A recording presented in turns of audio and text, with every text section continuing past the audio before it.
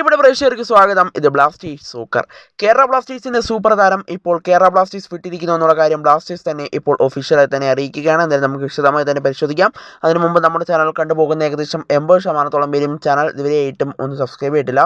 അതുകൊണ്ട് തന്നെ നമ്മുടെ ചാനൽ ഇപ്പോൾ 10K അടുത്തുകൊണ്ടിരിക്കുകയാണ്. അതുകൊണ്ട് തന്നെ പരമാവധി എല്ലാവരും നമ്മുടെ ചാനൽ ഒന്ന് സബ്സ്ക്രൈബ് ചെയ്തിട്ട് വീഡിയോ കാണാൻ ശ്രദ്ധിക്കുക. അപ്പോൾ നമുക്ക് ഇങ്ങനെ വീഡിയോയുടെ തന്നെ കിടക്കാം. എന്നാലും കേരള ബ്ലാസ്റ്റേഴ്സിന്റെ ഇന്ത്യൻ സൂപ്പർ താരമായ സൗരവ് മണ്ഡലാണ് ഇപ്പോൾ ടീം ഇട്ടിരിക്കുന്നതെന്നാണ് ബ്ലാസ്റ്റേഴ്സ് ഇപ്പോൾ ഒഫീഷ്യലായി അറിയിക്കുന്നത്. എന്തായാലും താരം പൂർണ്ണമായിട്ടും ബ്ലാസ്റ്റേഴ്സ് വിട്ടിട്ടില്ല. ഇപ്പോൾ ലോണിലാണ് താരം പോയിരിക്കുന്നത്. ഐ ലീഗ് ക്ലബ്ബായ ഗോകുലം കേരള FC-യിലേക്കാണ് ഇപ്പോൾ സൗരവ് മണ്ഡൽ പോയിരിക്കുന്നതെന്നാണ് ബ്ലാസ്റ്റേഴ്സ് അറിയിക്കുന്നത്. എന്തായാലും സൗരവ് മണ്ഡൽ ഇനി ബ്ലാസ്റ്റേഴ്സിൻ്റെ ജേഴ്സിയിൽ ഉണ്ടാവില്ല. അദ്ദേഹം ഇനി ഐ ലീഗ് ക്ലബ്ബായ ഗോകുലം കേരള FC-ക്ക് വേണ്ടിയാണ് പന്ത് തട്ടുക.